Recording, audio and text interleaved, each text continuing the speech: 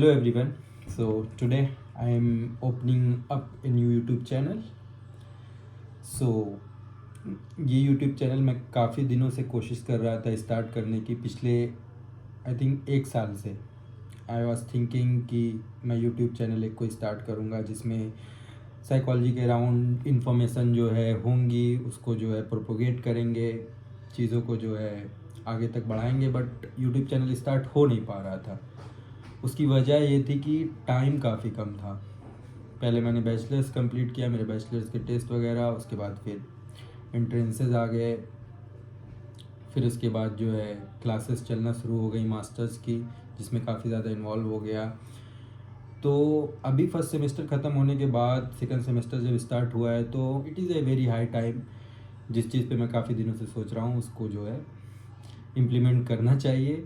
हालांकि मैं ज़्यादा अभी ना तो कोई एडिटिंग करने जा रहा हूँ यूट्यूब वीडियोस पे, ना तो कोई भी तरीके का जो है लाइटिंग वगैरह कैमरा वगैरह यूज़ कर रहा हूँ। बस नॉर्मली फ़ोन से रिकॉर्ड करके ये वीडियो आप तक पहुँचाने की कोशिश करेंगे।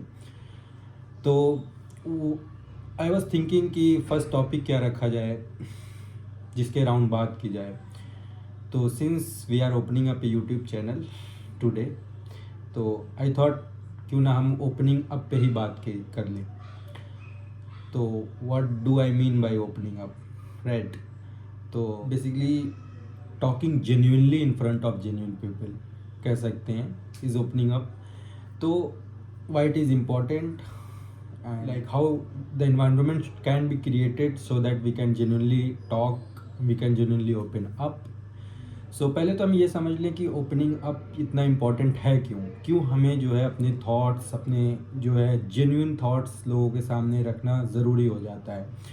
तो पहली चीज़ एज आई मेंशन्ड कि opening up is basically very general thing. हम बहुत बात करते हैं, हम आजकल मॉडर्न सोसाइटी में जो लोग हैं, इसी वजह से क्रिटिसिज्म भी मिलता है मॉडर्न सोसाइटी को कि लोग ज़्यादा बात करते हैं, सुनते कम हैं, लिसनिंग की कैपेसिटी कम होती जा रही है, अटेंशन स्पैन धीरे धीरे कम होता जा रहा है। हम सुनते आ रहे हैं बराबर, काफ़ी ज़्यादा रील्स वगैरह की वजह से अटेंशन स्पैन की कमी की वजह से हम सुन नहीं पा रहे हैं लोगों को, और बोलने का जो प्रोसेस है वो कम नहीं हो रहा है, बोल रहे हैं बहुत ज़्यादा। तो बोलना ओपनिंग अप में भी बोलना ही है, बट इस बोलना और उस बोलना में फ़र्क है। हम जनरली बोलते ही रहते हैं कुछ चीज़ें इस लोगों के सामने, बट 99% ऑफ द टाइम हम जेन्युइन बातें नहीं करते हैं। या तो हम कुछ सेल्फ मोटिवेटेड गेन वाली बात करते हैं, या फिर हम सोशल अप्रूवल के लिए कुछ बात करते हैं, कोई जोक करते हैं, कोई कभी भी 4-5 लोग के राउंड बैठ के हम जो है कोई भी चीज़ के राउंड किसी का मजाक उड़ाना, किसी के रिलेटेड बात करना, किसी का, तो ये सब जेन्युइन बातें नहीं होती हैं। ये बस सोशल अप्रूवल और अपने आप को खुश करने के लिए बातें होती है। तो ये ओपनिंग अप का पार्ट बिल्कुल नहीं होगा। तो इनफैक्ट कभी कभी ये चीज़ें जो है लॉन्ग टर्म में हार्म भी करती हैं, कर सकते हैं एक लिमिट तक, एक एक्सटेंट तक। बट हाँ, ये सब बातें जो बिल्कुल जेन्युइन नहीं होती है वो ज़्यादा जो है ऑफ कोर्स आगे जाके मुश्किल पैदा करती हैं। अब ओपनिंग अप का जैसे कन्वर्सेशन होना चाहिए एक जेन्युइन लोगों के साथ। तो ओपनिंग अप पहले मैं बता दूं इतना इम्पोर्टेंट क्यों है। तो मैं इसको 2 थ्योरीज से एक्सप्लेन करता हूँ। थोड़ा भी साइकोलॉजी अगर आप लोग पढ़े होंगे तो साइकोलॉजी में आपको पता होगा कि साइको एनालिटिक फील्ड एक पूरी जो है स्टडीज़ है। साइको एनालिटिक एक पूरी ब्रांच है साइकोलॉजी की। तो जिसमें कि जो है बहुत फेमस साइकोलॉजिस्ट जिन्होंने साइको एनालिटिक की जो है बुनियाद रखी, सिगमंड फ्राइड। उसके बाद सिगमंड फ्राइड के ही कंटेम्प्रोरी भी थे, और सिगमंड फ्राइड के बाद भी उन्होंने थोड़ा सिगमंड फ्राइड के आइडियाज़ से हट के चीज़ों को एक्सटेंशन किया। उनका नाम था कार्ल यूंग। तो बाद में और भी तरह के साइको एनालिस्ट, एडलर, एरिक्सन और वगैरह, विनिकॉट, बाकी लकान, तो बाकी लोगों ने बहुत सारा काम किया। बट मैं जनरली अभी बहुत ही बेसिक साइको एनालिटिक के आइडिया लेना चाहता हूँ, और जिस पे मैं बेसिक साइको एनालिटिक की जिस पे मैं फ्राइड की आइडिया को पहले इम्फेसाइज करना चाहता हूँ, फिर थोड़ा सा यूंग की आइडिया को भी इम्फेसाइज करना चाहता हूँ इस वीडियो से जो रिलेट कर रहा हो, इस ओपनिंग अप वाले सेशन से जो रिलेट कर रहा हो। तो ओपनिंग अप इतना इम्पॉर्टेंट है क्यों? पहली चीज़ ये। तो फ्राइड का जो माइंड के स्ट्रक्चर का आइडिया था, फ्राइड ने हमारे माइंड को एक तरीके से एक्सप्लेन किया था कि माइंड का स्ट्रक्चर 3 पार्ट में डिवाइड है, 3 तरीके से। एक अपर पार्ट, अपर पार्ट उसको नहीं बोलते हैं, मैं जनरली आपको एक्सप्लेन करने के लिए बोल रहा हूँ कि एक अपर, एक मिडल में पार्ट, एक नीचे पार्ट पूरा। तो जो सबसे ऊपर फ्राइड ने रखा था, जो पूरा सरफेस पे जो है, उसको फ्राइड ने कहा था कॉन्शियस पार्ट है। और बीच में जो पार्ट था छोटा सा, उसको फ्राइड ने कहा था प्री कॉन्शियस पार्ट है। और बिल्कुल लास्ट में जो एकदम दबा हुआ पार्ट था, एकदम नीचे, तो फ्राइड ने इसको आइसबर्ग की तरह बताया था। तो थ्योरी ऑफ आइसबर्ग भी कहते हैं इसको, कि आइसबर्ग होता है तो टिप ऑफ द आइसबर्ग जो होता है वो कॉन्शियसनेस होती है हमारी, और आइसबर्ग बिल्कुल नीचे तक जाता है। तो पानी नीचे का हिस्सा काफ़ी ज़्यादा होता है आइसबर्ग का, तो उसको कहा गया था कि सब कॉन्शियस या अनकॉन्शियस है वो। तो अब कॉन्शियसनेस वाला पार्ट और प्री कॉन्शियसनेस वाला पार्ट काफ़ी हद तक कॉन्शियसनेस में ही आता है। तो कॉन्शियस, प्री कॉन्शियस क्या होता है? प्री कॉन्शियस जैसे जनरली अब मैंने कोई सामान कहीं रखा हुआ है, तो मेरे से कोई आके, जैसे मैंने बुक कहीं रखी हुई है अपनी एक, तो मुझसे कोई आगे पूछे कि भाई तुमने बुक कहाँ रखी है वो वाली, तो मैं थोड़ा देर सोचूंगा, फिर बोलूँगा हाँ मैंने बुक वहाँ पे रखी है, तो वहाँ से ले सकते हो तुम बुक।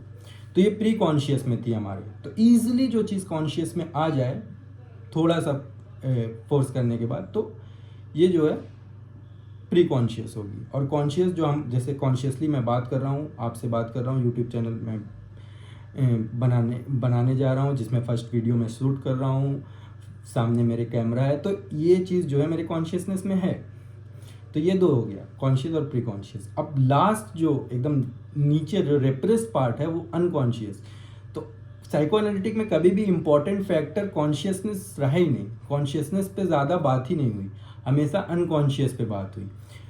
तो what really this unconscious content, क्यों इतना ज़्यादा इम्पॉर्टेंट है? तो फ्राइड ने कहा था कि जितनी भी हमारी थॉट्स बचपन से, पहले दिन से, पहले आवर से, पहले मिनट से, इनफैक्ट जब हम पैदा होते हैं, जितनी भी थॉट्स हमारी रिप्रेस्ड होती हैं, तो थॉट सारी जो है अंदर अनकॉन्शियस में जाती हैं। तो इसको जो है बहुत हद तक जो है रिप्रेस कर दिया जाता है, और ये कॉन्शियसनेस में ईजिली नहीं जा पाती है।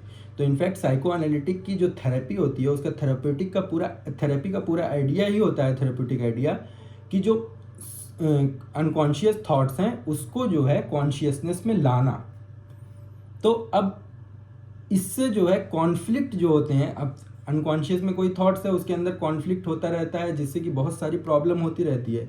हमको पता तक नहीं चलता कि अनकॉन्शियस रिप्रेस्ड है, और उसमें जो है आपस में जो है कॉन्फ्लिक्ट चल रहा है, और हम दूसरी चीज़ों पे ब्लेम करते रहते हैं, चीज़ों को जो है किसी के ऊपर गुस्सा करते रहते हैं, किसी को कुछ बोलते रहते हैं, जबकि हमको खुद नहीं पता होता कि ये सारी प्रॉब्लम हमारी प्रॉब्लम है, हमारी अपनी जेन्युइन प्रॉब्लम है, इसकी वजह से ये प्रॉब्लम हो रही है। तो यूंग जब आए, तो यूंग ने इस चीज़ को जो है, पहले यूंग ने कहा कि एक होता है persona. Persona is our face that we show in front of the society, in front of the people. तो it is not only the face, of course persona is our whole personality that we show in front of people, कि मैं ऐसा हूँ। तो Jung ने कहा था ये काइंड ऑफ मास्क है जो हम शो करते हैं। तो persona is a mask that we show to society.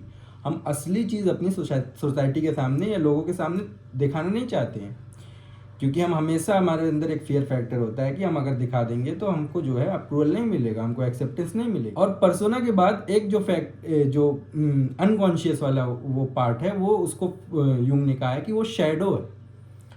तो शैडो के अंदर सारी प्रॉब्लम क्रिएट होती है, शैडो में ही सारे जो है रिप्रेस थॉट, गिल्ट वगैरह सब कुछ जो है भरे। अच्छा, एक चीज़ और है कि एक बहुत ज़्यादा ये चीज़ प्रोपोगेट कर दी गई है कि जितनी भी अनकॉन्शियस में थॉट्स होती है वो अनडिज़ायरेबल होती है। इट्स ट्रू कि अनडिज़ायरेबल थॉट्स बहुत होती हैं, बहुत ज़्यादा होती हैं अनडिज़ायरेबल थॉट्स। अनडिज़ायरेबल किसके हिसाब से? सोसाइटी के हिसाब से अनडिज़ायरेबल। ऑफ कोर्स कि सोसाइटी इस थॉट्स को एक्सेप्ट नहीं कर पाती है, उसको हम अनडिज़ायरेबल मान लेते हैं। ऑफ कोर्स जैसे किसी के अराउंड आपको सेक्सुअल थॉट्स आ रहे हैं, किसी के अराउंड आपको जो है बहुत ही ज़्यादा डेमोनिक और इविल टाइप ऑफ थॉट आ रहे हैं कि इसको मारना चाहिए, इसको ये, तो इस तरीके के थॉट जो कि हम सामने नहीं ला पाते हैं, तो ये जो है अनडिज़ायरेबल थॉट्स होती है। ऑफ कोर्स वो सब हमको अनकॉन्शियस में रिप्रेस्ड होती हैं, but there are also many genuine desirable thoughts जो कि रिप्रेस्ड होती हैं अनकॉन्शियस में। अब वो रिप्रेस्ड क्यों हुई? तो होता क्या है कि बचपन में जब हम डेवलपमेंट जैसे जैसे हमारा होता है, स्टार्ट होता है, तो हम कुछ चीज़ें परफॉर्म करते हैं, कोई भी एक्शन परफॉर्म करते हैं, तो उस पर हमारे पीयर्स जो होते हैं, पीयर्स का रोल बहुत बहुत इंपॉर्टेंट है। तो पीयर्स जो होते हैं हमको जो है एडमॉनिश करते रहते हैं चीज़ों के लिए, नहीं ये करना है, ये नहीं करना है, ये करना है, ये नहीं करना है। खासकर जो थोड़ा अथॉरिटेटिव टाइप ऑफ पीयर्स होते हैं, तो ऐसा करना है, वैसा करना है। तो इसमें जो है हम क्या करते हैं कि जब हम कुछ परफॉर्म कर रहे होते हैं और किसी ने एडमॉनिश कर दिया बार बार, किसी ने फिजिकली पनिश कर दिया, किसी ने किसी और तरीके से पनिश कर दिया, तो हम उस थॉट को रिप्रेस कर लिए।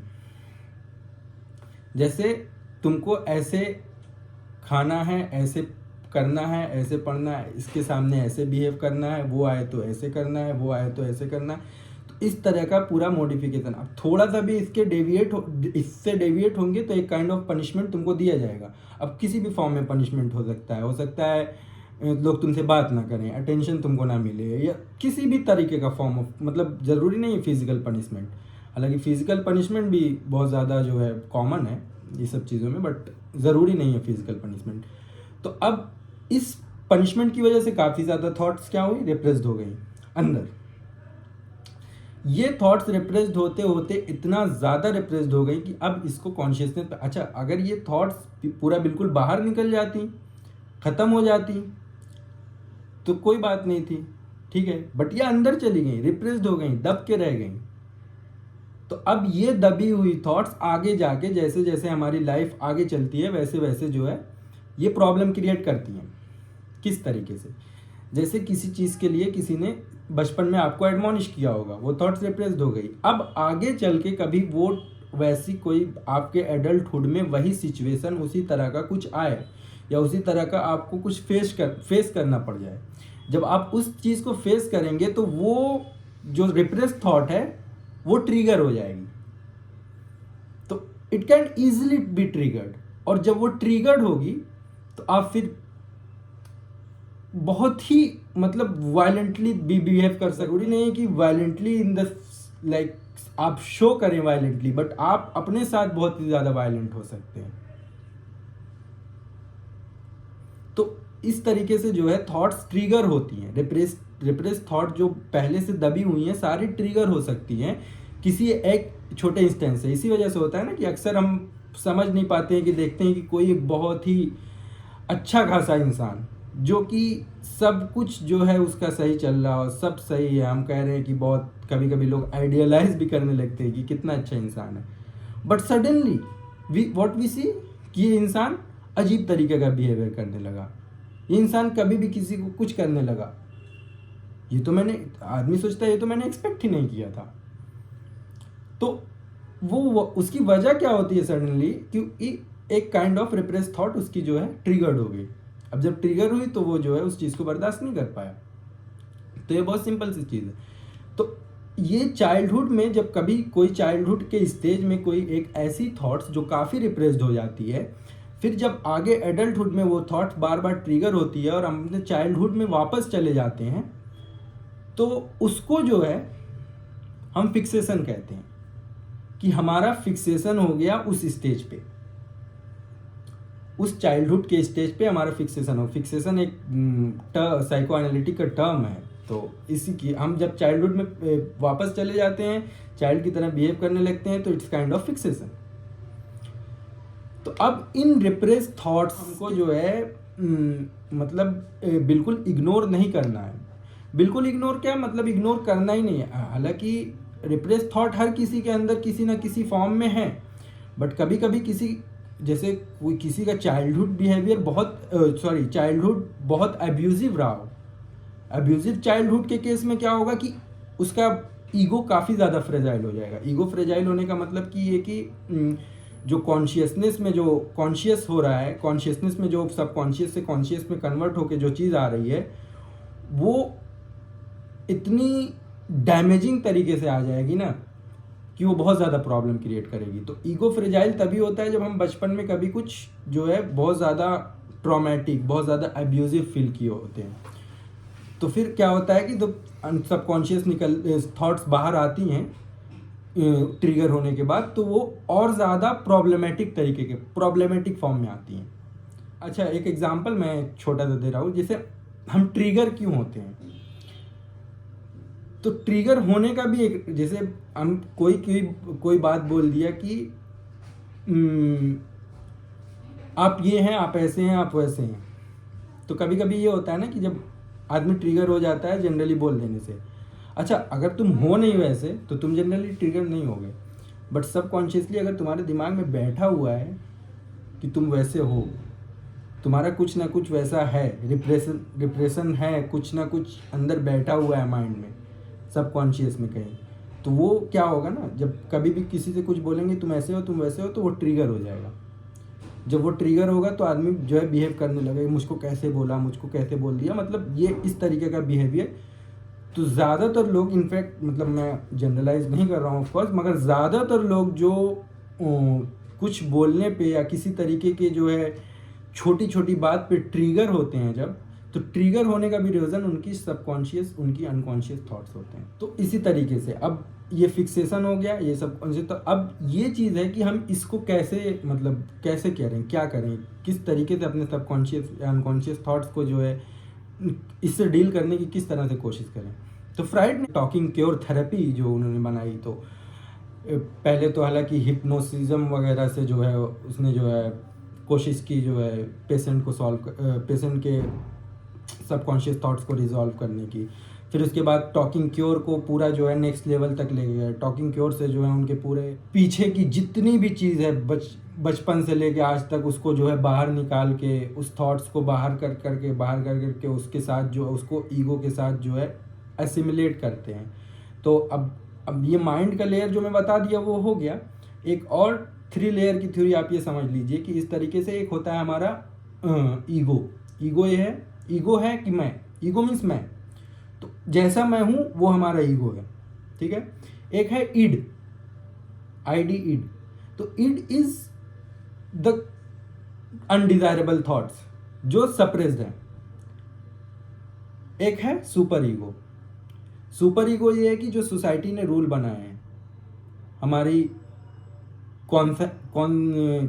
कॉन्साइंस या जो भी सिविलाइजेशन के थ्रू क्रिएट किया गया कि ऐसी थॉट्स डिज़ायरेबल हैं, ऐसी थॉट्स अनडिज़ायरेबल है, ये मोरली करेक्ट बिहेवियर है, ये मोरली इनकरेक्ट बिहेवियर है, तो ये सब जो है सुपर ईगो में आ गए।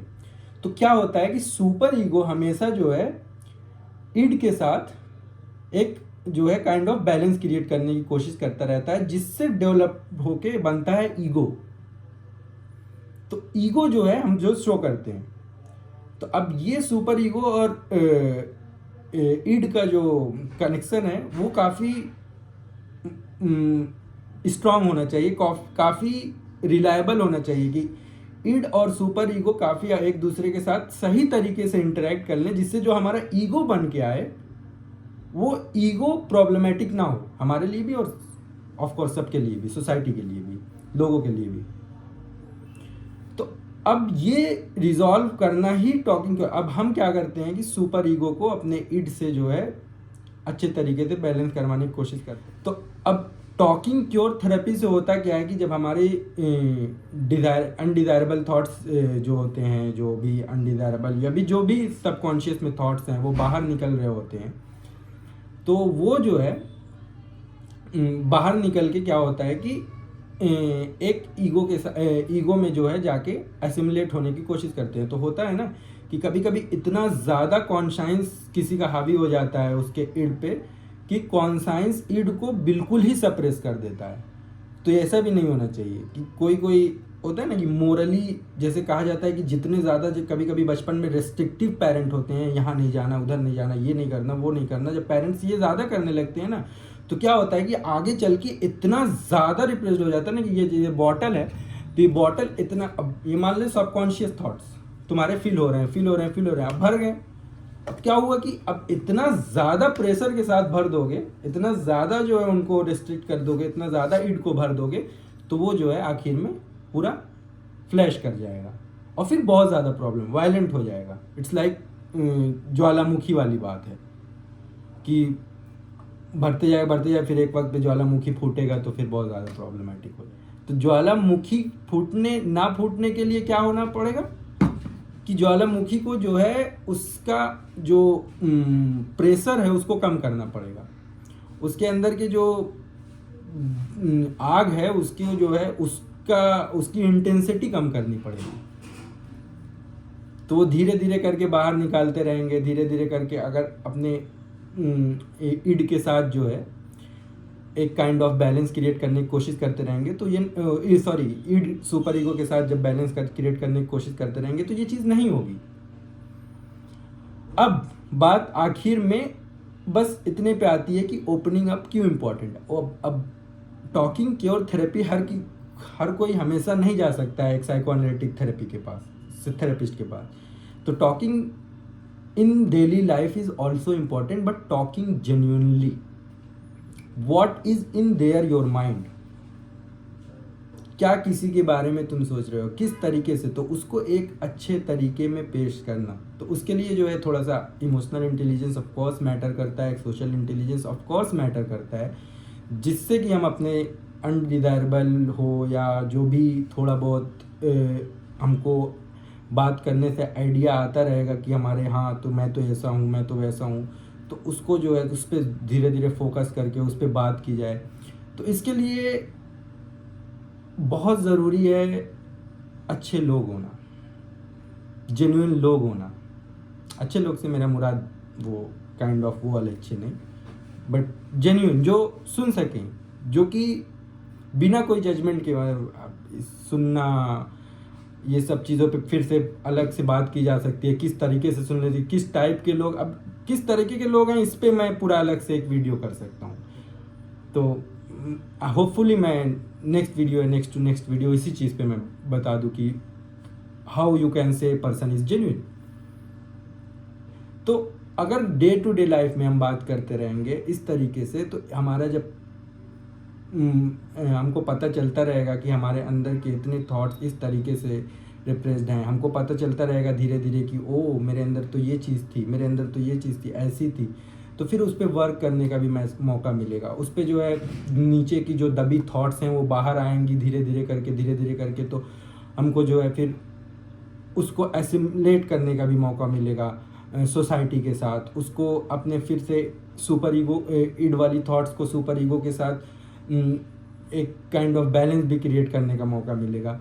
तो वो मौका ही हम नहीं दे रहे हैं, हम ना बात करके हम मौका ही नहीं दे रहे हैं। हम क्या कर रहे हैं, हम बात किस चीज़ पे कर रहे हैं, सोशल अप्रूवल चाहिए हमको। आई हैव सीन कि people are seeking social approval 24/7। तो सोशल अप्रूवल सीख करने से प्रॉब्लम ये है कि वो जो मेन चीज़ है वो रह जाती है, वो नहीं हो पाता, उस पर आप बात ही नहीं कर पाते हैं, वो रिप्रेस्ड रह जाती है। और एक ना एक वक्त पे हो सकता है कि किसी की लाइफ हो जाए, ख़त्म भी हो जाए, मगर रिप्रेस्ड थॉट बाहर ना निकले, ऐसा भी पॉसिबल है, मैं नहीं कह रहा हूँ, but most of the time वो निकलती हैं, किसी ना किसी फॉर्म में निकलती ही रहती हैं। कभी कभी लोग बोलते हैं इंसान काफ़ी गुस्से वाला है, तो वजह क्या है?